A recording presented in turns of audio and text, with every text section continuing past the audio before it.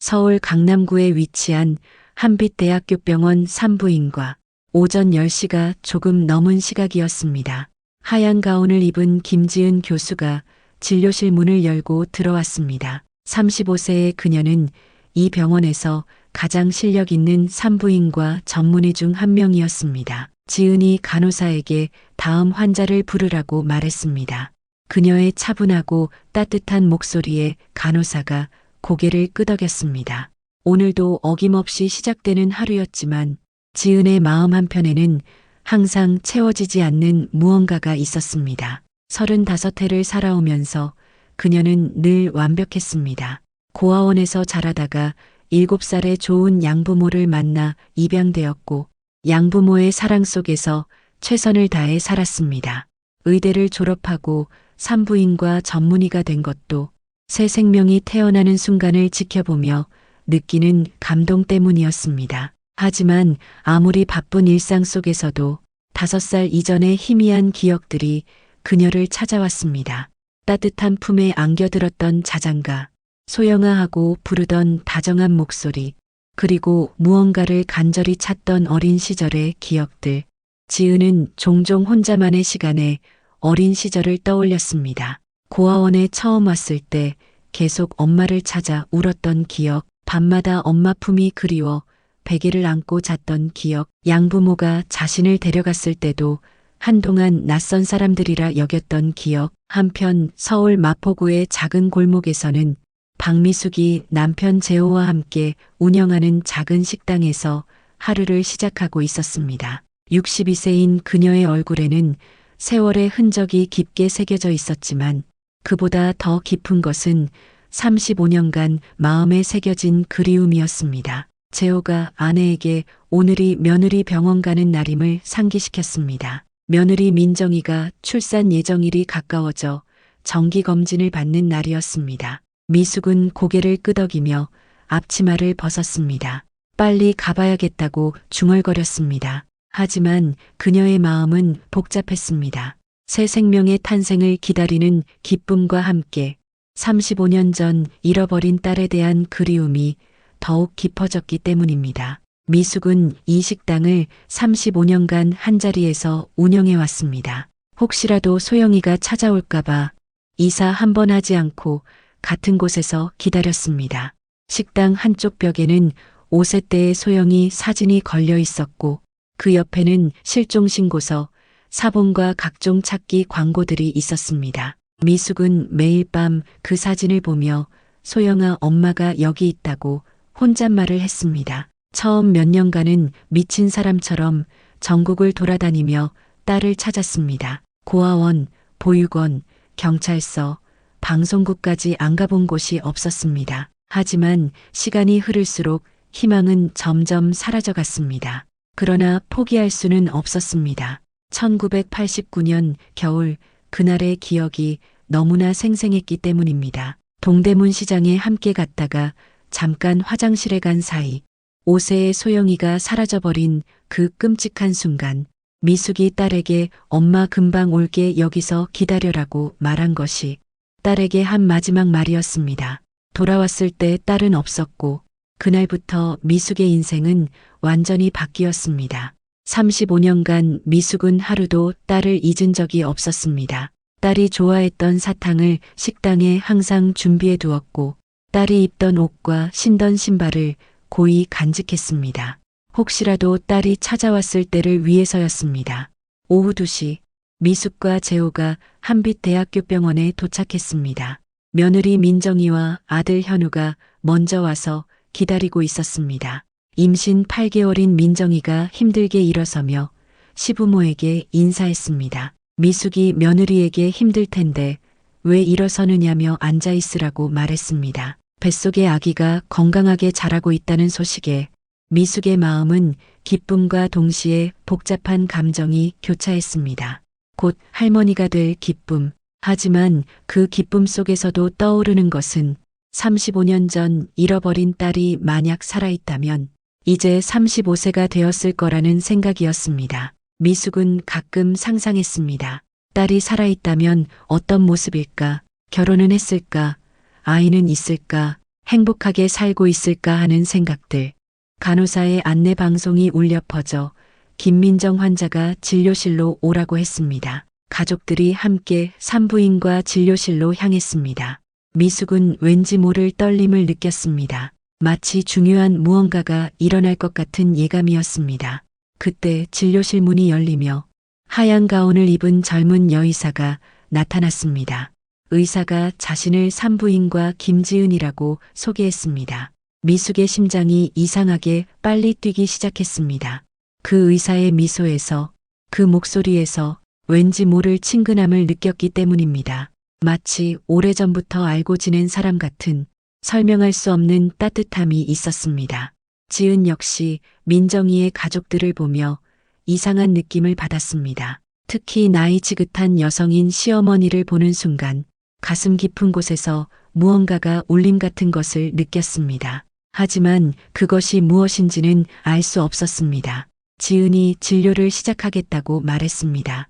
그녀의 전문적인 목소리가 진료실에 울려 퍼졌습니다. 하지만 그녀의 마음 한편에서는 방금 전 느꼈던 묘한 감정이 계속 머물러 있었습니다. 두 사람은 아직 서로가 누구인지 모르고 있었습니다. 35년이라는 긴 세월이 만들어낸 거리감 때문에, 하지만 피는 물보다 진하다는 말처럼 무언가가 이미 두 사람의 마음을 연결하고 있었습니다. 운명의 실이 35년 만에 다시 얽히기 시작한 것입니다. 1989년 12월 15일 토요일 서울 동대문 시장은 연말을 앞두고 사람들로 북적거렸습니다. 27세의 박미숙이 5세 딸 소영이의 손을 꼭 잡고 시장 안을 걸었습니다. 소영이는 엄마 손을 꼭 잡고 신기한 듯 주변을 둘러보고 있었습니다. 그때 미숙의 가정 상황은 그리 좋지 않았습니다. 남편 재호는 건설 현장에서 일용직으로 일하며 가족을 부양했지만 날씨가 나쁘면 일을 못하고 공사가 없으면 쉬어야 했기에 수입이 불규칙해서 생활이 항상 빠듯했습니다.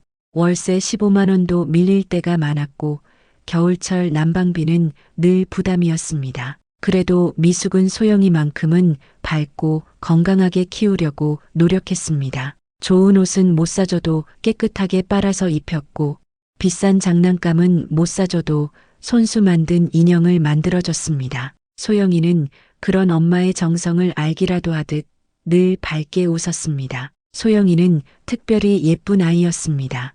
큰 눈에 오똑한 코, 그리고 항상 웃음을 잃지 않는 밝은 성격, 동네 사람들이 모두 소영이를 예뻐해 주었고 슈퍼 아저씨는 가끔 사탕을 주었고 옆집 할머니는 맛있는 반찬을 나눠주었습니다. 미숙은 그런 딸이 자랑스럽고 소중했습니다. 소영이는 엄마를 무척 좋아했습니다.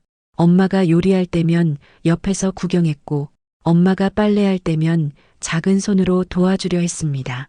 잠자리에서는 엄마 품에 안겨서 자장가를 들으며 잠들었고 아침에 눈 뜨면 제일 먼저 엄마를 찾았습니다.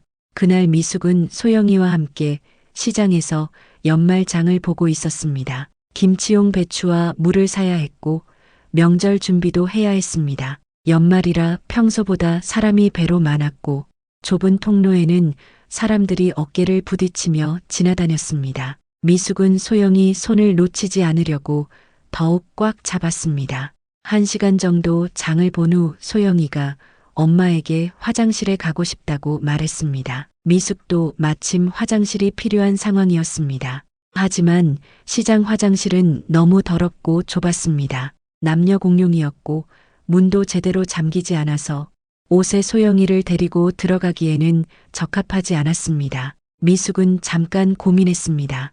혼자 두고 가기에는 너무 어린 아이였지만 함께 들어가기에는 화장실 상황이 너무 열악했습니다. 그때 시장 한쪽에 과일을 파는 익숙한 아주머니가 보였습니다. 과일 아주머니는 평소에 자주 물건을 사던 단골이었습니다. 50대 중반쯤 되어 보이는 친절한 분이었고 소영이를 볼 때마다 예쁘다며 사과나 귤을 하나씩 주곤 했습니다. 미숙이 아주머니에게 다가가서 잠깐 소영이를 부탁한다고 말했습니다. 과일 아주머니가 흔쾌히 그러라고 대답했습니다.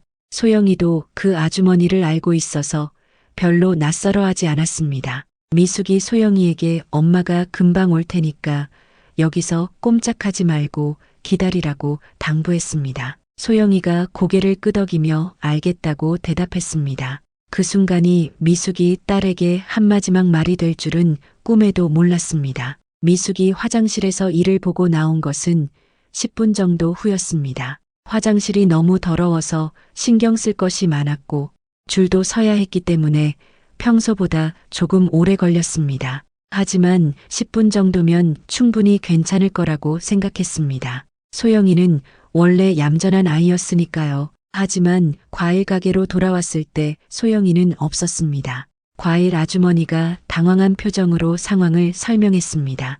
5분 전쯤 소영이가 갑자기 무언가를 보고 어디론가 뛰어갔다는 것이었습니다. 아주머니가 잠깐 다른 손님에게 배를 팔고 있는 사이 소영이가 뭔가를 본 듯 그쪽을 가리키더니 갑자기 달려갔다고 했습니다. 미숙의 머릿속이 하얘졌습니다.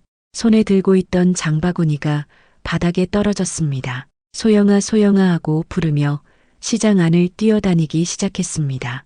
목이 터져라 딸의 이름을 불렀지만 대답은 없었습니다. 과일 아주머니도 함께 소영이를 찾아다녔습니다. 다른 상인들에게도 옷에 여자아이를 받느냐고 물어봤지만 워낙 사람이 많아서 기억하는 사람이 없었습니다. 미숙은 점점 더 절망적이 되어갔습니다. 시장 상인들이 하나둘씩 합류해서 소영이를 찾기 시작했습니다. 미숙이 평소 착하고 정직하게 장을 보던 손님이라는 것을 알고 있던 상인들이 자발적으로 나서서 도와주었습니다. 모든 가게를 뒤지고 화장실과 창고까지 살펴봤지만 소영이의 모습은 어디에서도 찾을 수 없었습니다. 미숙의 울음소리가 시장 전체에 울려 퍼졌습니다. 딸을 잃은 어머니의 절규에 지나가던 사람들도 발걸음을 멈췄습니다. 1시간이 지나도 소영이는 나타나지 않았습니다. 누군가가 경찰에 신고하자고 말했습니다. 미숙이 떨리는 손으로 경찰서에 전화를 걸었습니다. 옷의 여자아이가 실종됐다고 신고했습니다. 목소리가 떨려서 제대로 말을 할 수가 없었습니다. 경찰이 침착하게 상황을 파악하겠다며 곧 가겠다고 했습니다. 경찰이 도착한 것은 30분 후였습니다. 2명의 경찰관이 와서 상황을 조사하기 시작했습니다. 미숙이 소영이의 특징을 자세히 설명했습니다. 키 110cm 정도의 단발머리, 분홍색 점퍼와 검은색 바지를 입고 있었다고 했습니다. 왼쪽 무릎에 작은 상처가 있다는 것도 말했습니다. 경찰들이 시장 전체를 수색하기 시작했습니다. CCTV를 확인했지만 1989년 당시에는 지금처럼 많지 않았습니다. 시장 입구에 하나 있는 것이 전부였고 그마저도 화질이 선명하지 않아서 소영이를 정확히 식별하기 어려웠습니다. 소영이가 마지막으로 목격된 것은 시장 입구 부근이었습니다. 한 상인이 분홍색 옷을 입은 아이가 시장 밖으로 나가는 것을 봤다고 증언했습니다. 하지만 그 아이가 소영이인지는 확실하지 않았습니다. 경찰은 주변 상가와 주택가까지 수색 범위를 넓혔습니다. 그날 밤 미숙과 재호는 잠을 이루지 못했습니다. 재호가 직장에서 급히 달려왔지만 이미 늦었습니다. 경찰이 수색을 계속하고 있다고 위로했지만 부모의 마음은 찢어질 것 같았습니다. 소영이가 무서워하며 엄마를 찾고 있을 거라는 생각에 미숙은 미칠 것 같았습니다. 한편 그날 소영이는 정말로 엄마를 찾아 헤매고 있었습니다. 과일 가게에서 기다리고 있던 소영이가 멀리서 엄마 같은 사람을 봤습니다. 분명히 엄마였습니다. 소영이는 반가워서 그쪽으로 뛰어갔습니다. 하지만 가까이 가서 보니 엄마가 아니었습니다. 소영이가 당황해서 돌아가려 했지만 이미 사람들 사이에서 길을 잃고 말았습니다. 시장에서 뛰어나온 소영이는 어디가 어딘지 알 수 없었습니다. 옷의 아이에게는 모든 거리가 똑같아 보였고 어디가 집으로 가는 길인지 알 수 없었습니다. 소영이는 울면서 엄마를 불렀습니다. 지나가는 사람들에게 엄마를 찾는다고 말했지만 모두 바쁘게 자신의 길을 갔습니다. 어떤 사람들은 소영이를 불쌍하게 여겨 도와주려 했지만 5세 소영이는 낯선 사람들이 무서워서 도움을 받지 못했습니다. 소영이는 몇 시간 동안 거리를 헤맸습니다. 배가 고프고 목이 말랐지만 어디로 가야 할지 몰랐습니다. 길에서 만난 어떤 아주머니가 버스를 타라고 했지만 소영이는 어느 버스를 타야 하는지 몰랐습니다. 결국 아무 버스나 타게 되었고 더욱 멀리 가게 되었습니다. 밤이 되어서야 소영이는 지쳐서 한 상가 건물 앞에 주저앉았습니다. 추위와 배고픔 그리고 무서움에 떨며 울고 있었습니다.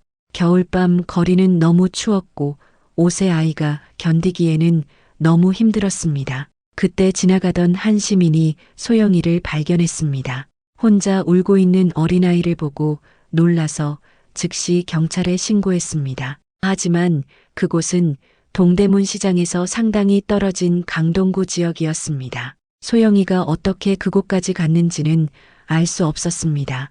아마도 버스나 지하철을 잘못 타고 온 것으로 추정되었지만 정확한 경위는 파악되지 않았습니다. 강동구 경찰서에서 소영이를 보호했지만 소영이는 너무 어려서 자신의 정확한 신상 정보를 말할 수 없었습니다. 집 주소도 정확히 기억하지 못했고 부모의 성함도 엄마 아빠라고만 불렀습니다. 전화번호도 아직 외우지 못하는 나이였습니다.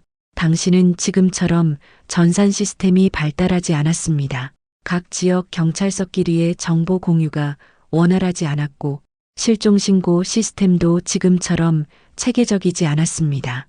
동대문 경찰서에서 접수된 박소영 실종신고와 강동경찰서에서 보호한 신원미상 아동의 정보가 연결되지 않았습니다. 며칠이 지나도 소영이의 가족을 찾을 수 없었습니다.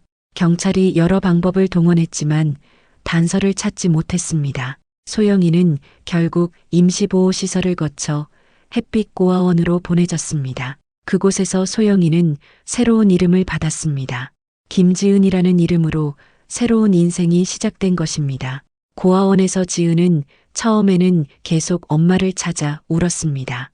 밤마다 엄마를 부르며 잠들었고 아침에 눈 뜨면 엄마를 찾았습니다. 하지만 시간이 지나면서 점점 기억이 희미해져 갔습니다. 5세 아이의 기억은 완전하지 않았고 새로운 환경에 적응하면서 과거의 기억들이 묻혀갔습니다. 미숙과 재호는 그 후로도 계속 딸을 찾았습니다.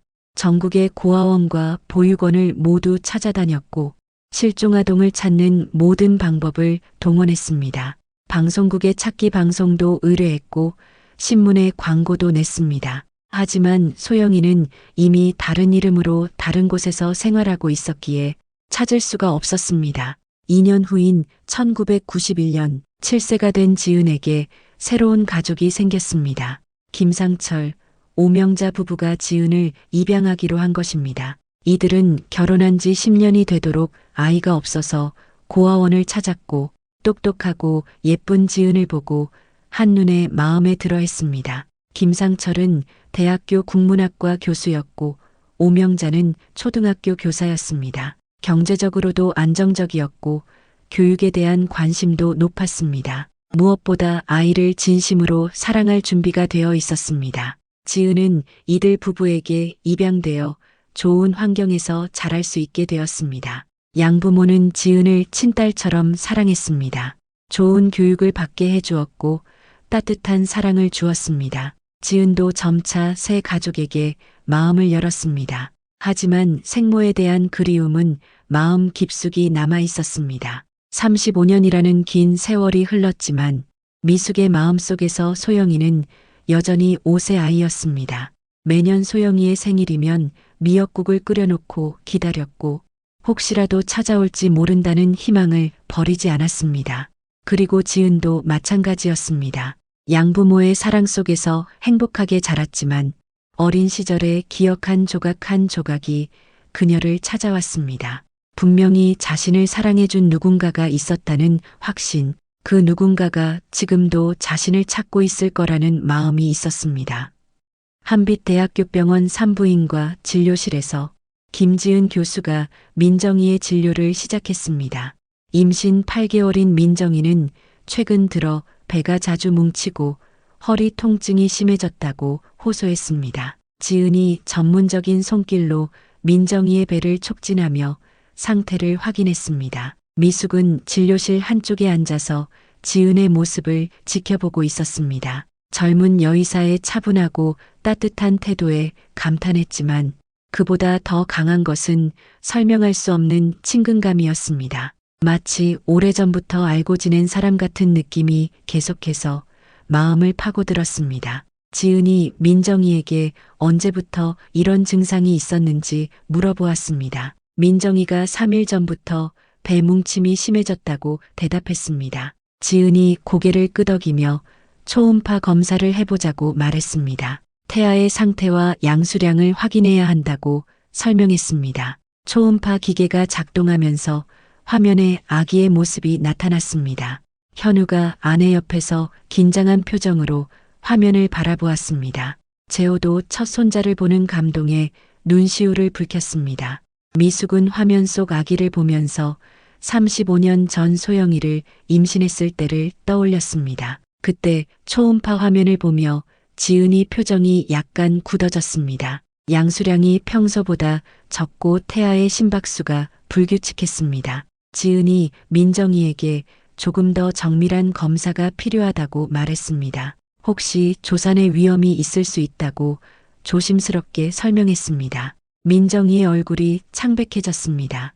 현우가 당황하며 의사에게 어떻게 해야 하는지 물어보았습니다. 지은이 침착하게 우선 입원해서 경과를 지켜보자고 제안했습니다. 필요하면 즉시 응급 제왕절개를 할 수도 있다고 덧붙였습니다. 미숙이 며느리 걱정에 앞으로 나서며 지은에게 질문했습니다. 아기가 위험한 것은 아닌지 간절한 목소리로 물어보았습니다. 지은이 미숙의 목소리를 들으면서 이상한 느낌을 받았습니다. 그 목소리에서 어디선가 들어본 듯한 따뜻함을 느꼈기 때문입니다. 지은이 미숙을 바라보며 걱정하지 마시라고 위로했습니다. 최선을 다해서 산모와 아기를 안전하게 지키겠다고 약속했습니다. 그 순간 두 사람의 눈이 마주쳤습니다. 묘한 전율이 두 사람의 마음을 동시에 스쳐갔습니다. 미숙은 지은의 눈을 보면서 가슴이 뛰는 것을 느꼈습니다. 그 눈빛이 어린 소영이의 눈빛과 너무나 닮아 있었습니다. 맑고 순수하면서도 어딘가 슬픔이 깃들어 있는 눈빛, 35년 전 잃어버린 딸의 눈빛과 정말 닮아 있었습니다. 지은도 미숙을 보면서 이상한 감정을 느꼈습니다. 어린 시절 꿈에서 본 어머니의 모습이 겹쳐 보였습니다. 따뜻하고 자애로운 표정, 걱정 어린 눈빛, 분명히 어디선가 본 적이 있는 것 같은 친숙함이었습니다. 그때 민정이가 갑자기 배를 움켜쥐며 아파한다고 말했습니다. 진통이 시작된 것 같다고 힘들어했습니다. 지은이 즉시 간호사를 불러서 분만실로 이동하라고 지시했습니다. 응급 상황이 발생한 것입니다. 민정이가 휠체어에 실려 분만실로 향했습니다. 현우와 재호, 미숙이 모두 분만실 앞에서 기다리게 되었습니다. 지은이 수술복으로 갈아입고 분만실로 들어갔습니다. 미숙은 분만실 문을 바라보며 불안해했습니다. 1시간이 지났지만 분만실에서는 아무 소식이 없었습니다. 미숙이 복도를 왔다 갔다 하며 걱정했습니다. 현우도 초조해하며 분만실 문만 바라보았습니다. 재호가 아내와 아들을 달래려 했지만 자신도 불안했습니다. 그때 분만실 문이 열리며 지은이 나왔습니다. 수술복을 입은 채로 마스크를 벗으며 가족들에게 다가왔습니다. 지은이 다행히 산모와 아기 모두 건강하다고 알려주었습니다. 조금 일찍 태어났지만 건강한 아들이라고 말했습니다. 현우가 안도의 한숨을 쉬며 감사하다고 인사했습니다. 재호도 깊이 고개를 숙이며 고맙다고 말했습니다. 미숙은 지은에게 다가가서 정말 감사하다고 말했습니다.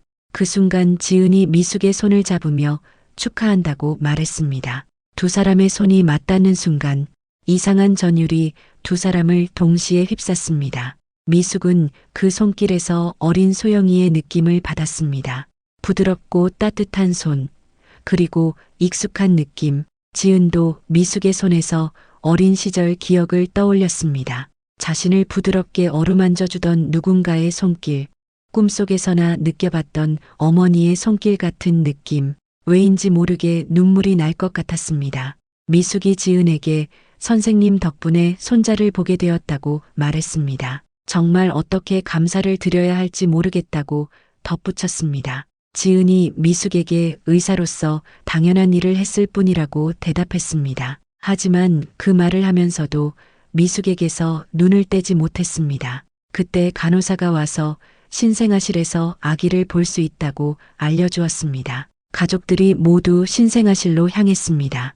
지은도 함께 따라가면서 미숙 옆에서 걸었습니다. 두 사람은 서로 말은 하지 않았지만 묘한 동질감을 느꼈습니다. 신생아실 앞에서 갓 태어난 아기를 보면서 미숙은 35년 전 소영이가 태어났을 때를 떠올렸습니다. 그때도 이렇게 작고 예쁜 아기였는데 지금은 어디서 무엇을 하고 있을까 하는 생각이 들었습니다. 지은이 미숙의 표정을 보면서 뭔가 슬픈 기색을 느꼈습니다. 새 생명의 탄생을 축하해야 할 순간인데 왜 저렇게 슬픈 표정을 짓고 계실까 하는 생각이 들었습니다. 지은이 조심스럽게 미숙에게 괜찮으시냐고 물어보았습니다. 미숙이 고개를 끄덕이며 괜찮다고 대답했습니다. 다만 손자를 보니까 옛날 생각이 많이 난다고 말했습니다. 지은이 그 말을 들으면서 더 궁금해졌습니다. 어떤 옛날 생각인지 알고 싶었지만 차마 묻지는 못했습니다. 현우가 아기를 보면서 정말 예쁘다고 감탄했습니다. 재호도 첫 손자에 대한 기쁨을 감추지 못했습니다. 가족들이 모두 행복해하는 모습을 보면서 지은은 자신도 모르게 미소를 지었습니다. 그런데 그 미소를 본 미숙이 깜짝 놀랐습니다. 지은의 미소가 어린 소영이의 미소와 너무나 닮아 있었습니다. 입꼬리가 올라가는 모양, 눈이 초승달 모양으로 변하는 것, 모든 것이 소영이와 똑같았습니다. 미숙이 지은을 자세히 관찰하기 시작했습니다. 코의 모양, 눈썹의 모양, 귀의 모양까지 하나하나 살펴볼수록 소영이와 닮은 점이 너무 많았습니다. 하지만 35년이라는 세월과 성장을 감안하면 확신하기 어려웠습니다. 지은도 미숙을 보면서 이상한 감정을 느꼈습니다. 이분과 함께 있으면 마음이 편안해졌습니다. 마치 오래전부터 알고 지낸 가족 같은 느낌이었습니다. 어린 시절 꿈에서 만난 어머니의 느낌과 비슷했습니다. 그때 지은이 무의식 중에 미숙을 엄마라고 부를 뻔했습니다. 다행히 말이 나오기 전에 멈췄지만 자신도 놀랄 정도로 자연스럽게 그 말이 나오려 했습니다. 왜 그런 말이 나오려 했는지 이해할 수 없었습니다. 미숙도 지은을 보면서 자꾸 소영아라고 부르고 싶은 충동을 느꼈습니다. 하지만 그럴 수는 없는 일이었습니다. 지은은 분명히 다른 사람이었고 자신은 그저 환자의 가족일 뿐이었습니다. 신생아실에서 한참을 보내고 나서 가족들이 병실로 돌아갔습니다. 지은도 다른 환자들을 돌봐야 한다며 자리를 뜨려 했습니다. 그때 미숙이 지은에게 다가가서 말했습니다. 미숙이 지은에게 정말 감사하다며 꼭 보답하고 싶다고 말했습니다. 시간이 되실 때 저희 식당에 한번 오시라고 초대했습니다. 마포구에서 작은 식당을 운영하고 있다고 설명했습니다. 지은이 시간이 되면 꼭 가보겠다고 대답했습니다. 두 사람이 헤어지는 순간 서로에게서 느꼈던 묘한 감정들이 더욱 강해졌습니다. 미숙은 지은을 보면 볼수록 소영이 같다는 생각이 들었고 지은은 미숙을 보면 볼수록 그리워하던 어머니 같다는 생각이 들었습니다. 하지만 두 사람 모두 그것이 가능한 일인지 확신할 수 없었습니다. 35년이라는 너무나 긴 세월이 흘렀고 서로의 모습도 많이 변했을 텐데 정말 그럴 수 있는 일일까 하는 의문이 들었습니다. 지은이 병원 복도를 걸어가면서 계속 미숙을 생각했습니다. 어린 시절부터 그리워했던 어머니의 모습이 오늘 만난 그분과 너무나 닮아 있었습니다. 혹시 정말 그럴 수도 있는 일일까 하는 생각이 들었습니다. 미숙도 집으로 돌아가는 길에 계속 지은을 생각했습니다. 지은의 미소, 목소리, 손길, 모든 것이 어린 소영이를 연상시켰습니다. 혹시 하는 마음에 가슴이 두근거렸습니다. 그날 밤 두 사람은 모두 잠을 이루지 못했습니다. 35년 만에 느껴본 이상한 감정들 때문에 서로에 대한 궁금증과 그리움이 커져만 갔습니다. 하지만 아직은 확신할 수 없었습니다. 운명의 실이 조금씩 풀리기 시작했지만 아직 진실을 확인하기에는 시간이 더 필요했습니다. 다음 날 오후 지은이 병원 업무를 마치고 나서 계속 미숙을 생각했습니다. 어제 느꼈던 묘한 감정들이 하루가 지나도 사라지지 않았습니다. 오히려 시간이 지날수록 더욱 강해졌습니다. 지은은 자신의 과거에 대해 다시 생각해 보았습니다. 고아원에서 보낸 2년 그리고 입양 후의 삶, 양부모가 알려준 자신의 과거 이야기들. 하지만 5세 이전의 기억은 여전히 희미했습니다. 그때 지은이 양어머니 오명자에게 전화를 걸었습니다. 오랜만에 안부를 묻고 싶다고 말했습니다. 명자가 반가워하며 요즘 어떻게 지내는지 물어보았습니다. 지은이 바쁘지만 건강하게 지낸다고 대답했습니다. 지은이 조심스럽게 자신의 과거에 대해 질문했습니다.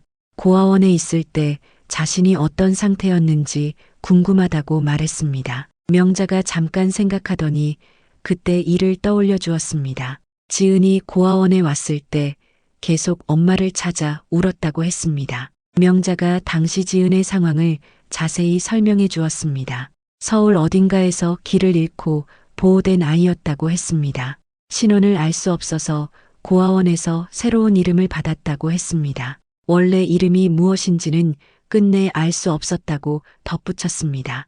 지은이 더 자세한 것이 궁금하다고 말했습니다. 혹시 어느 지역에서 발견되었는지 알 수 있는지 물어보았습니다. 명자가 입양 서류에 그런 내용이 있었던 것 같다고 말했습니다. 집에 보관하고 있는 서류들을 찾아보겠다고 약속했습니다. 한편 미숙은 집에서 계속 지은을 생각하고 있었습니다.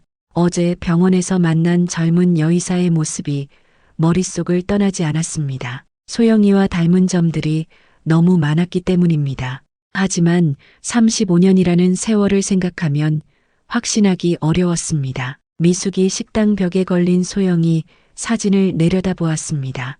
5세 때의 앙증맞은 모습과 어제 본 지은의 모습을 비교해 보았습니다. 눈의 모양, 코의 선, 입술의 형태가 비슷했지만 35년 후의 모습을 상상하기는 쉽지 않았습니다. 그때 재호가 아내의 심정을 알아차리고 말했습니다. 어제 그 의사 선생님이 소영이 같다고 생각하는 것 같다고 했습니다. 미숙이 고개를 끄덕이며 정말 그런 생각이 든다고 말했습니다. 하지만 확신할 수는 없다고 덧붙였습니다. 재호가 아내에게 한번 확인해 보는 것이 어떻겠냐고 제안했습니다. 의사 선생님이 우리 식당에 오시면 자세히 이야기해 볼 수 있을 거라고 말했습니다. 미숙이 그것도 좋은 생각이라고 동의했습니다. 하지만 너무 성급하게 행동해서는 안 된다고 조심스러워했습니다. 사흘 후 지은이 명자로부터 전화를 받았습니다. 입양 당시 서류들을 찾아봤다고 알려주었습니다. 지은이 발견된 곳이 강동구였다고 말해주었습니다. 명자가 더 자세한 내용을 읽어주었습니다. 1989년 12월 15일 밤에 강동구 한 상가 앞에서 발견되었다고 했습니다. 5세 정도로 추정되는 여자아이였고 분홍색 점퍼와 검은색 바지를 입고 있었다고 기록되어 있었습니다. 지은의 심장이 빠르게 뛰기 시작했습니다. 그 날짜가 너무나 구체적이고 선명했기 때문입니다. 1989년 12월 15일 분홍색 점퍼, 검은색 바지. 왜인지 그 정보들이 낯설지 않았습니다. 명자가 계속해서 서류 내용을 읽어주었습니다. 아이가 계속 엄마를 찾으며 울었다고 적혀 있었습니다. 동대문 시장에서 엄마와 헤어졌다고 말한 적이 있다고 했습니다. 하지만 정확한 신상 정보는 파악할 수 없었다고 기록되어 있었습니다. 지은이 전화를 끊고 나서 깊은 생각에 빠졌습니다. 동대문 시장이라는 단어가 머릿속에서 맴돌았습니다. 어린 시절 꿈에서 본 시장의 모습이 떠올랐습니다. 북적거리는 사람들과 다양한 상점들의 모습. 그날 저녁 지은이 미숙의 식당을 찾아갔습니다. 병원에서 받은 명함에 적힌 주소를 찾아서 마포구의 작은 골목에 있는 식당을 발견했습니다. 소담한 외관과 따뜻한 불빛이 인상적이었습니다. 식당 문을 열고 들어서자 미숙이 반갑게 맞이했습니다. 정말 와주셨다며 기뻐하면서 좋은 자리로 안내했습니다. 지은이 감사하다며 실례가 되지 않는지 물어보았습니다. 미숙이 전혀 그렇지 않다며 환영한다고 말했습니다. 미숙이 지은에게 특별히 잘하는 음식을 차려주겠다고 말했습니다. 지은이 뭐든지 좋다고 대답했습니다. 미숙이 부엌으로 들어가서 정성스럽게 음식을 준비했습니다. 지은은 식당 안을 둘러보면서 벽에 걸린 사진들을 보았습니다. 그때 지은의 눈에 특별한 사진 하나가 들어왔습니다. 5세 정도 된 여자아이의 사진이었습니다. 분홍색 옷을 입고 환하게 웃고 있는 아이의 모습. 그 사진을 보는 순간 지은의 가슴이 두근거렸습니다. 사진 속 아이의 모습이 어딘가 낯익었습니다. 어린 시절 거울에서 본 자신의 모습과 비슷했습니다.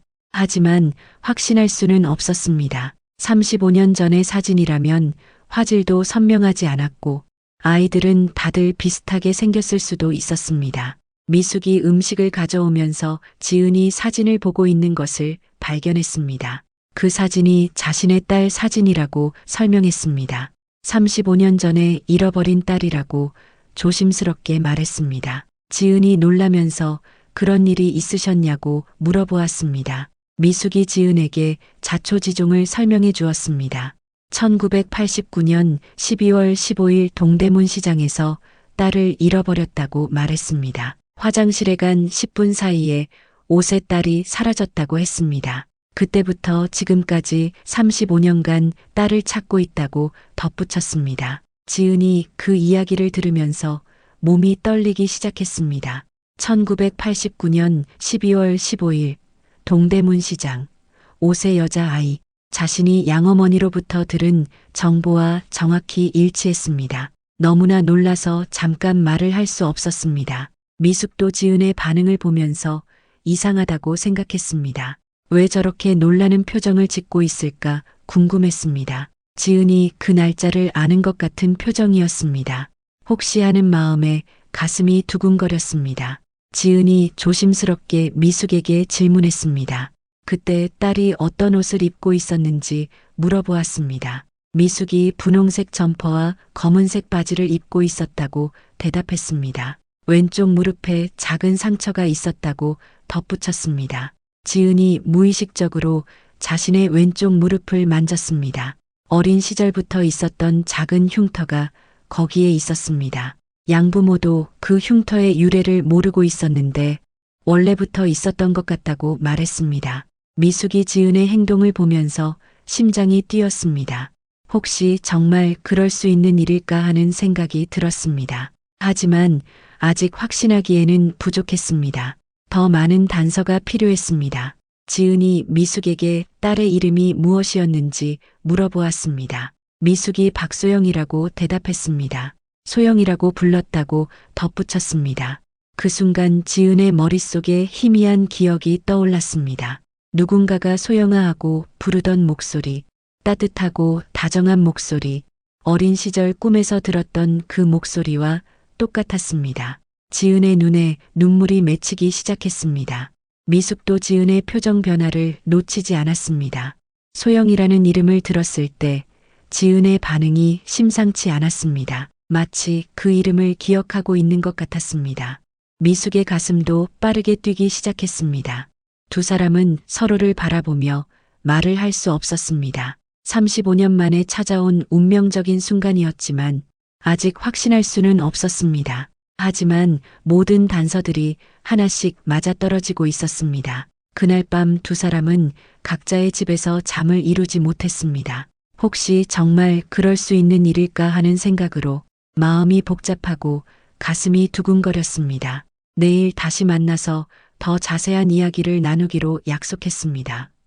다음 날 오후 지은이 다시 미숙의 식당을 찾았습니다. 어젯밤 잠을 이루지 못하고 계속 생각한 결과 더 확실한 증거를 찾아야겠다는 결심을 했기 때문입니다. 미숙도 지은을 기다리고 있었습니다.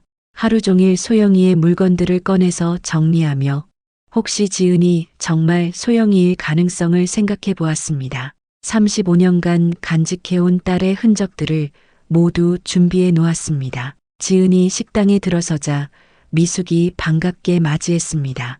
오늘은 다른 손님들이 없는 조용한 시간이었습니다. 미숙이 지은을 특별한 자리로 안내하며 준비해 둔 것들이 있다고 말했습니다.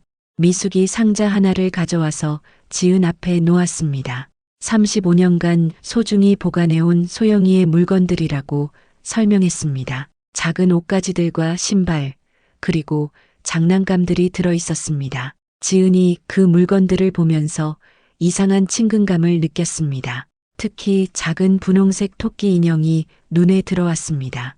미숙이 그것이 소영이가 가장 좋아하던 인형이라고 말했습니다. 밤마다 그 인형을 안고 잠들었다고 덧붙였습니다. 지은이 그 인형을 보면서 어린 시절 기억이 떠올랐습니다. 분명히 그와 비슷한 인형을 안고 잤던 기억이 있었습니다. 부드러운 털과 작은 단추 눈, 꼭 껴안고 자면 따뜻하고 안전한 느낌이 들었던 그런 인형이 있었던 것 같았습니다. 미숙이 지은의 표정을 보면서 희망을 품었습니다. 분명히 그 인형을 기억하고 있는 것 같았습니다. 미숙이 또 다른 물건을 꺼냈습니다. 작은 음악 상자였습니다. 미숙이 음악 상자를 열면서 설명했습니다. 소영이가 이 음악에 맞춰서 노래를 부르곤 했다고 말했습니다. 특별한 가사는 없었지만 혼자 만든 멜로디로 불렀다고 했습니다. 라라라 하면서 즐겁게 따라 불렀다고 덧붙였습니다. 음악 상자에서 나오는 단순하고 아름다운 멜로디, 지은이 그 음악을 들으면서 몸이 떨리기 시작했습니다. 분명히 들어본 적이 있는 음악이었습니다. 어린 시절 자주 흥얼거리던 바로 그 멜로디였습니다. 지은이 무의식 중에 그 멜로디에 맞춰서 작은 소리로 노래를 불렀습니다. 라라라 라라라라 라라라. 어린 시절부터 자주 부르던 그 노래였습니다. 양부모도 그 노래가 어디서 나온 것인지 모른다고 했었습니다. 미숙이 지은의 노래를 들으면서 온몸에 전율이 일었습니다. 정확히 소영이가 부르던 그 멜로디였습니다. 똑같은 높낮이, 똑같은 리듬, 35년 전 소영이의 목소리가 되살아나는 것 같았습니다. 미숙의 눈에서 눈물이 흘러내리기 시작했습니다. 더 이상 의심할 여지가 없었습니다. 그 노래는 소영이만이 알 수 있는 특별한 것이었습니다. 미숙이 지은의 손을 잡으며 떨리는 목소리로 말했습니다. 미숙이 지은에게 정말 소영이냐고 물어보았습니다. 35년 동안 찾아 헤맨 딸이 맞느냐고 간절하게 물었습니다. 지은도 눈물을 흘리며 자신도 확신한다고 대답했습니다. 모든 것이 일치한다고 떨리는 목소리로 말했습니다. 두 사람이 서로를 끌어안았습니다. 35년 만에 모녀 상봉이었습니다. 미숙이 소영아 소영아 하며 딸의 이름을 불렀습니다. 지은도 엄마라고 부르며 오열했습니다. 미숙이 지금까지 얼마나 보고 싶었는지 모른다고 말했습니다. 하루도 딸을 잊은 적이 없었다고 울면서 말했습니다. 지은도 어린 시절부터 엄마가 그리웠다고 대답했습니다. 매일 밤 꿈에서 엄마를 찾았다고 고백했습니다. 미숙이 그동안 딸에게 미안했다며 사과했습니다. 화장실에 간 10분 사이에 딸을 잃어버린 자신을 책망했습니다. 35년 동안 엄마 노릇을 못해서 미안하다고 울었습니다. 지은이 엄마를 탓하지 않는다며 위로했습니다. 지은이 미숙에게 그동안 어떻게 살았는지 물어보았습니다. 미숙이 딸을 찾기 위해 온 나라를 다녔다고 말했습니다. 고아원마다 찾아다니고 방송국에도 의뢰했다고 했습니다. 하지만 끝내 찾을 수 없어서 절망했다고 고백했습니다. 미숙이 이 식당도 딸 때문에 옮기지 않았다고 설명했습니다. 혹시 소영이가 찾아올까봐 35년간 한자리에서 기다렸다고 말했습니다. 매일 딸이 좋아하던 음식을 만들어 놓고 기다렸다고 했습니다. 지은이 그 이야기를 들으며 더욱 감동했습니다. 지은도 자신의 이야기를 들려주었습니다. 고아원에서 2년을 보낸 후 좋은 양부모를 만났다고 말했습니다. 양부모가 친딸처럼 사랑해 주어서 행복하게 자랐다고 했습니다. 하지만 항상 생모에 대한 그리움이 있었다고 고백했습니다. 미숙이 양부모에게 감사하다며 꼭 인사드리고 싶다고 말했습니다. 소영이를 그렇게 훌륭하게 키워주셔서 고맙다고 했습니다. 지은이 양부모도 생모를 만나 뵙고 싶어 할 거라고 대답했습니다. 가족 모두가 만나서 이야기할 수 있을 거라고 덧붙였습니다. 미숙이 재호에게 전화를 걸어서 소식을 알렸습니다. 소영이를 찾았다고 기쁜 목소리로 말했습니다. 재호가 정말이냐며 놀라면서 즉시 오겠다고 했습니다. 35년 만에 딸을 찾은 기적 같은 일이었습니다. 잠시 후 재호가 식당으로 달려왔습니다. 지은을 보자마자 눈물을 흘리며 감격했습니다. 정말 소영이가 맞다며 반복해서 말했습니다. 얼굴 윤곽이나 눈빛이 어린 시절 그대로라고 했습니다. 현우에게도 연락이 갔습니다. 누나를 찾았다는 소식에 병원에서 바로 달려왔습니다. 현우는 소영이 누나에 대한 기억은 없었지만 부모님이 평생 찾아 헤맨 누나라는 것을 알고 있었습니다. 가족들이 모두 모인 자리에서 지은이 정식으로 가족의 일원이 되었습니다. 35년 만에 다시 박소영이 되는 순간이었습니다. 하지만 지은이라는 이름도 버릴 수 없는 소중한 이름이었습니다. 미숙이 지은에게 앞으로 어떻게 부르면 좋을지 물어보았습니다. 지은이 두 이름 모두 자신의 이름이라고 대답했습니다. 가족들에게는 소영이로, 다른 사람들에게는 지은으로 불리겠다고 말했습니다. 두 개의 인생을 모두 소중히 여기겠다고 덧붙였습니다. 그날 저녁 온 가족이 함께 식사를 했습니다. 35년 만에 완성된 가족의 모습이었습니다. 미숙이 소영이가 어릴 때 좋아하던 음식들을 차려주었습니다.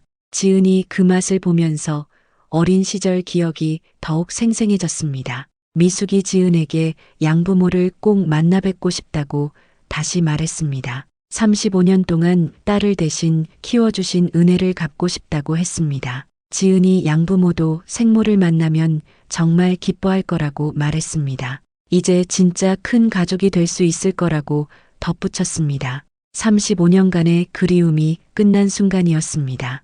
하지만 동시에 새로운 시작이기도 했습니다. 앞으로 어떻게 가족으로 살아갈지, 양가족과는 어떤 관계를 맺을지 해결해야 할 과제들이 남아 있었습니다. 그날 밤 지은이 집으로 돌아간 후 양부모인 김상철과 오명자에게 오늘 있었던 일을 말해야 하는지 고민했습니다. 35년 만에 생모를 찾았다는 사실을 어떻게 설명해야 할지 그들의 마음이 상하지 않을까 하는 걱정이 앞섰습니다. 지은은 침실에 앉아서 복잡한 감정들과 마주했습니다. 기쁨과 혼란, 그리움과 미안함이 동시에 밀려왔습니다. 35년 동안 부모라고 생각해온 양부모에 대한 사랑과 이제 막 찾은 생모에 대한 그리움 사이에서 갈등했습니다. 양부모는 지은을 친딸처럼 사랑해 주었습니다. 최고의 교육을 시켜주었고 무한한 애정을 쏟아주었습니다. 지은이 의사가 될 수 있었던 것도 모두 양부모 덕분이었습니다.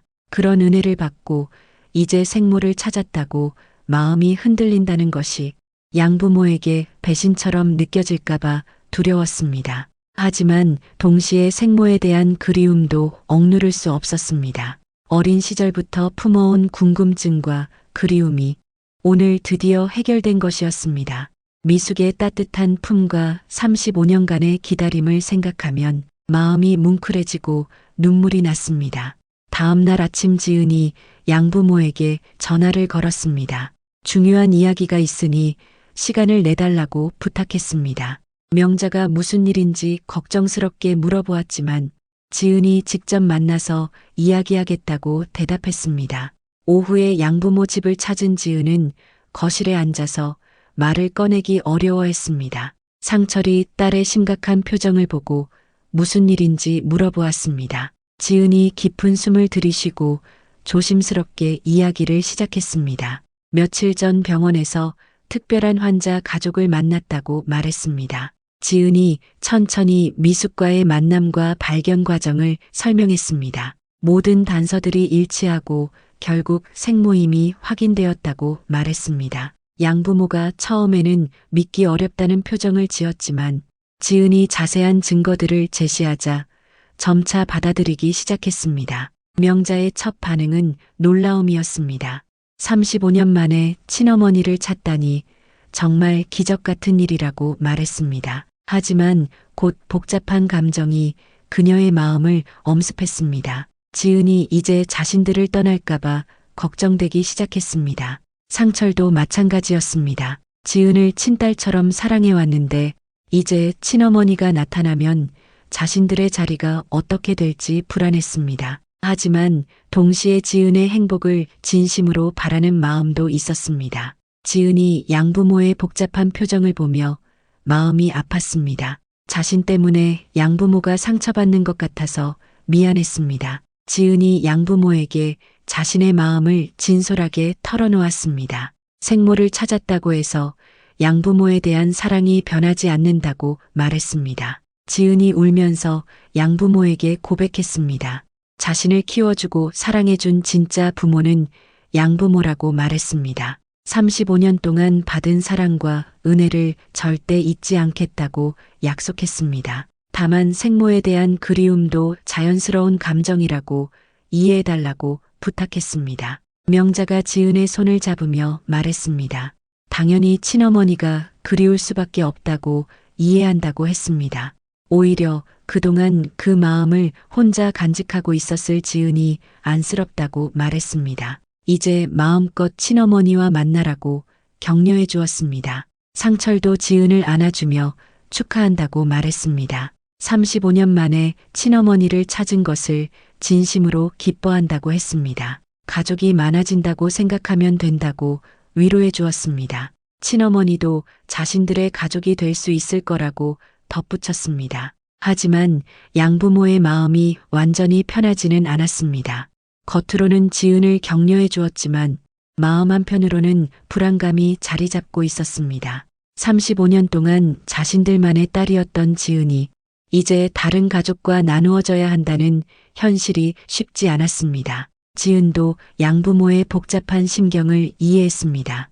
아무리 이해한다고 말해도 실제로는 섭섭할 수밖에 없을 거라고 생각했습니다. 지은이 양부모에게 시간을 달라고 부탁했습니다. 천천히 모든 것을 정리해가면서 최선의 방법을 찾겠다고 약속했습니다. 한편 미숙은 집에서 재호와 함께 앞으로의 일을 의논하고 있었습니다. 소영이를 찾은 기쁨도 잠시, 현실적인 문제들이 하나씩 떠올랐습니다. 소영이가 이미 다른 가정에서 35년을 살아왔다는 사실, 그 가정에 대한 의리와 정이 얼마나 깊을지 알 수 없었습니다. 미숙은 소영이를 다시 찾았지만 마음이 복잡했습니다.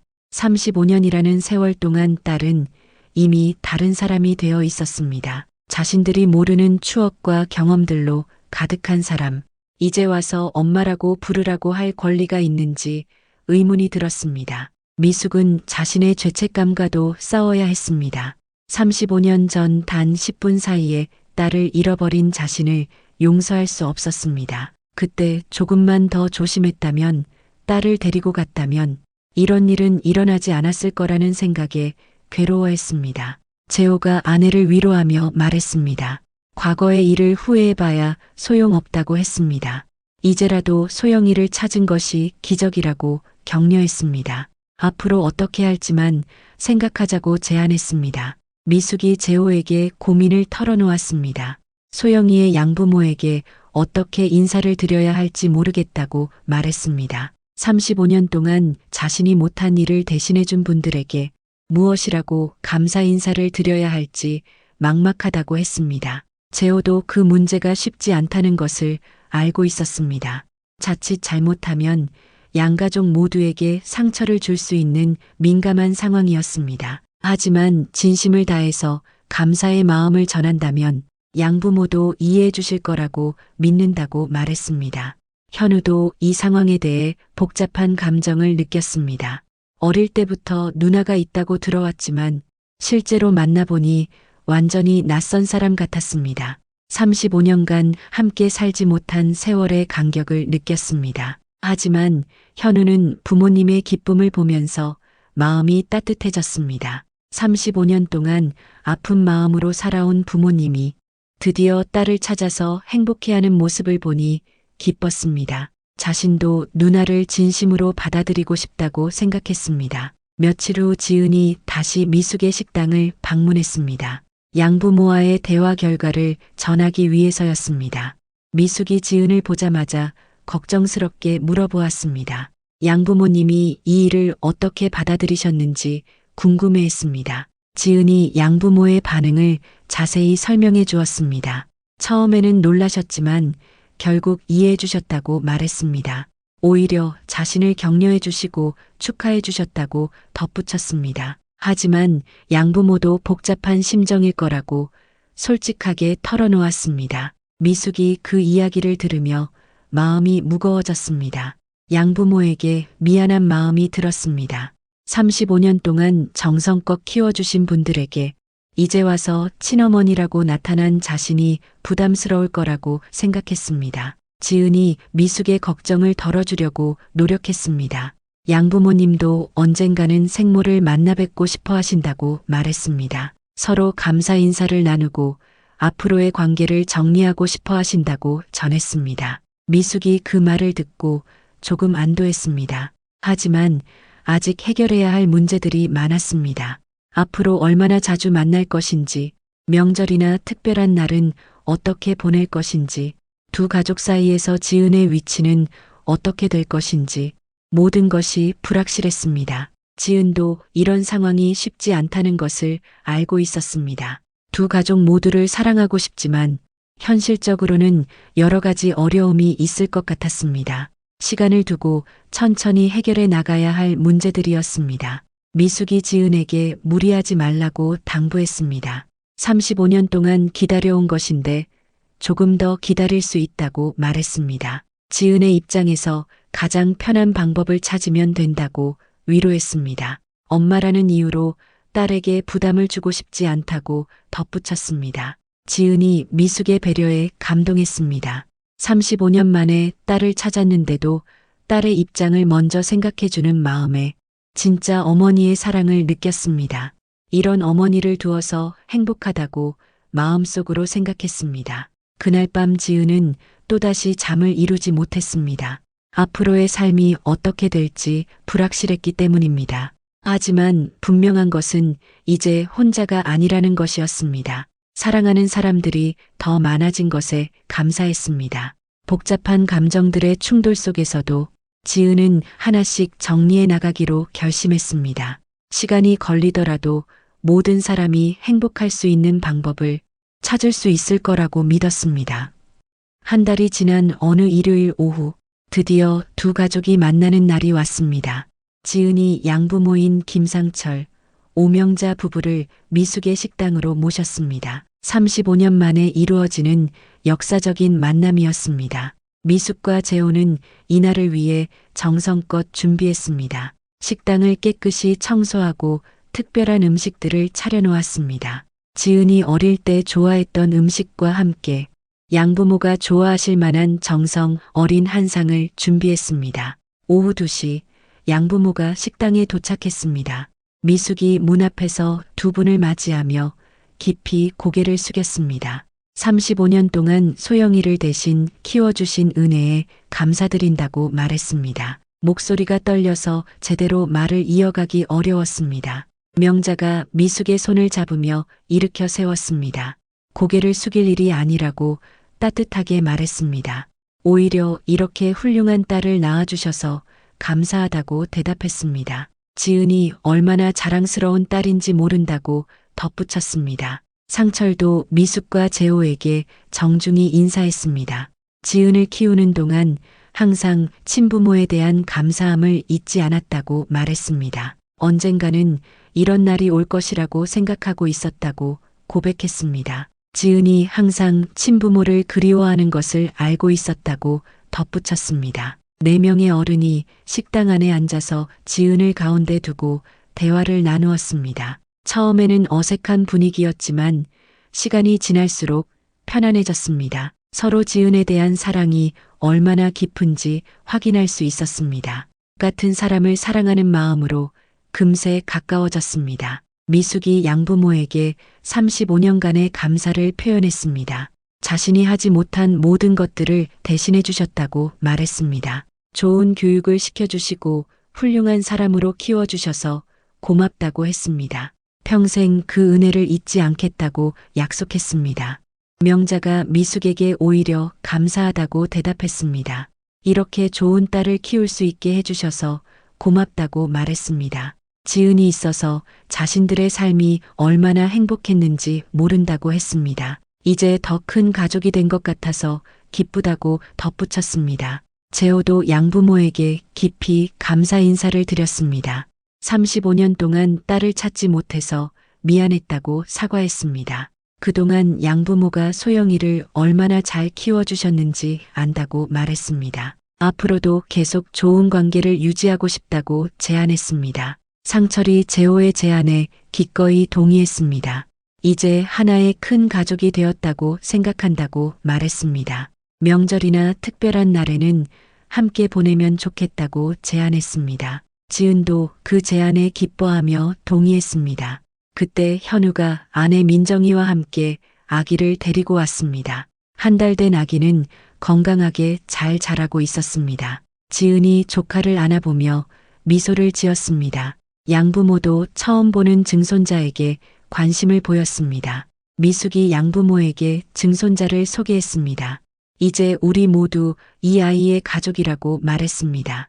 아이가 자라면서 두 할아버지 할머니의 사랑을 받으며 클 것이라고 했습니다. 양부모도 기꺼이 그 역할을 하겠다고 약속했습니다. 명자가 아기를 안아보며 감탄했습니다. 지은을 닮아서 정말 예쁘다고 말했습니다.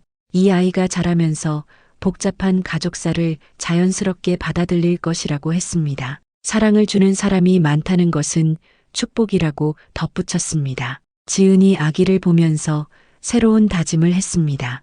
이 아이만큼은 가족의 사랑 속에서 행복하게 키우겠다고 생각했습니다. 자신이 어린 시절 경험한 가족과의 분리를 겪지 않게 하겠다고 마음먹었습니다. 두 할머니, 두 할아버지의 사랑을 듬뿍 받으며 자라게 하겠다고 결심했습니다. 저녁 시간이 되어서 모든 가족이 함께 식사를 했습니다. 미숙이 정성껏 준비한 음식들이 식탁에 가득했습니다. 지은이 어릴 때 좋아했던 음식부터 양부모가 좋아할 만한 음식까지 모든 사람을 배려한 특별한 상차림이었습니다. 식사를 하면서 4명의 부모가 지은의 어린 시절 이야기를 나누었습니다. 미숙은 5세까지의 기억을, 양부모는 그 이후의 성장 과정을 들려주었습니다. 서로 모르던 지은의 모습들을 알게 되면서 더욱 가까워졌습니다. 지은도 자신의 삶이 더욱 완전해지는 기분을 느꼈습니다. 양부모가 집으로 돌아갈 시간이 되었습니다. 명자가 미숙에게 자주 연락하자고 약속했습니다.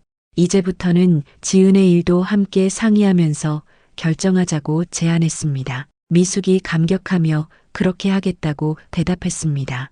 상철이 재호와 악수를 나누며 작별 인사를 했습니다. 앞으로도 계속 좋은 관계를 유지하자고 말했습니다. 지은을 중심으로 하나의 가족이 되었다고 강조했습니다. 재호도 감사하다며 언제든지 연락하라고 말했습니다. 양부모가 떠난 후 미숙과 재호, 현우 가족이 남았습니다. 미숙이 지은에게 오늘 정말 행복했다고 말했습니다. 양부모님이 얼마나 좋은 분들인지 확인할 수 있었다고 했습니다. 앞으로는 마음 편히 두 가족과 지낼 수 있을 것 같다고 덧붙였습니다. 지은도 오늘의 만남에 대해 깊은 감동을 표현했습니다. 두 가족이 이렇게 화목하게 지낼 수 있어서 감사하다고 말했습니다. 자신이 얼마나 많은 사람들의 사랑을 받고 있는지 깨달았다고 했습니다. 앞으로는 그 사랑에 보답하며 살겠다고 다짐했습니다. 현우도 오늘의 만남이 뜻깊었다고 말했습니다. 누나의 양부모님이 정말 좋은 분들이라는 것을 알 수 있었다고 했습니다. 아들이 자라면서 이런 따뜻한 가족 관계를 보고 배우게 될 것이라고 기대했습니다. 가족이 많아진다는 것이 이렇게 좋은 일인지 처음 알았다고 덧붙였습니다. 그날 밤 지은이 집으로 돌아가면서 지난 한 달을 돌아보았습니다. 우연히 시작된 만남이 이렇게 아름다운 결말로 이어질 줄은 몰랐습니다. 35년간의 그리움이 드디어 해결되었고 새로운 가족 관계가 시작되었습니다. 지은이 양부모에게 전화를 걸어서 오늘의 소감을 나누었습니다. 양부모도 정말 좋은 시간이었다고 말했습니다. 미숙과 재호가 얼마나 좋은 분들인지 확인할 수 있었다고 했습니다. 앞으로 더 자주 만나서 지은을 함께 돌보고 싶다고 말했습니다. 며칠 후 지은이 병원에서 일하는 모습을 보면서 동료들이 그녀의 밝아진 표정을 눈치챘습니다. 무슨 좋은 일이 있었는지 물어보는 사람들에게 지은이 가족이 늘어났다고 간단히 대답했습니다. 미숙도 식당에서 일하면서 예전과는 다른 마음으로 손님들을 맞이했습니다. 35년간 마음 한구석에 자리 잡고 있던 그리움과 아픔이 사라졌습니다. 대신 소영이에 대한 자랑스러움과 감사함이 그 자리를 채웠습니다. 식당 벽에 걸린 소영이 사진을 보면서 미소를 지을 수 있게 되었습니다. 한 달 후 현우 아들의 첫 돌잔치가 열렸습니다. 양가족이 모두 모인 가운데 성대한 잔치가 벌어졌습니다. 아기의 증조할머니, 증조할아버지까지 모두 6명의 조부모가 참석했습니다. 이렇게 많은 사랑을 받는 아이는 드물 것이라고 모두가 말했습니다. 지은이 조카의 돌잔치를 보면서 깊은 감동을 느꼈습니다. 35년 전 자신이 경험한 가족과의 분리와는 정반대의 모습이었습니다. 이 아이는 평생 이렇게 많은 가족들의 사랑 속에서 자랄 것입니다. 그것만으로도 자신의 아픈 과거가 치유되는 기분이었습니다. 미숙이 돌상을 차리면서 35년 전을 떠올렸습니다. 소영이의 첫 돌도 이렇게 정성스럽게 차려주었는데 그 후 몇 년 지나지 않아 딸을 잃어버렸습니다. 하지만 이제는 그 아픔도 새로운 기쁨으로 바뀌었습니다. 돌잔치가 끝나고 가족들이 모두 모인 자리에서 지은이 특별한 제안을 했습니다. 매년 이날을 가족의 날로 정해서 모두 함께 모이자고 말했습니다. 아기의 생일이면서 동시에 대가족이 탄생한 기념일이라고 설명했습니다. 모든 가족이 그 제안에 기꺼이 동의했습니다. 앞으로 매년 이날이면 두 가족이 함께 모여서 아이의 성장을 함께 지켜보기로 약속했습니다. 지은의 어린 시절처럼 가족이 흩어지는 일은 다시 없을 것입니다. 35년간의 긴 여정이 드디어 끝났습니다. 하지만 동시에 새로운 시작이기도 했습니다. 지은은 이제 박소영이면서 동시에 김지은입니다. 두 개의 이름, 두 개의 가족, 하나의 완전한 인생을 살아가고 있습니다. 미숙의 35년간의 기다림도 헛되지 않았습니다. 딸을 잃었지만 더 훌륭한 딸로 다시 만날 수 있었습니다. 양부모의 사랑 덕분에 소영이는 정말 멋진 사람이 되어 있었습니다. 이제 미숙은 과거의 아픔을 완전히 떨쳐낼 수 있었습니다. 운명이 만들어낸 35년간의 분리와 재회, 그 모든 과정이 결국은 더 큰 사랑과 더 넓은 가족을 만들어냈습니다. 지은의 조카는 이 모든 사랑 속에서 행복하게 자랄 것이고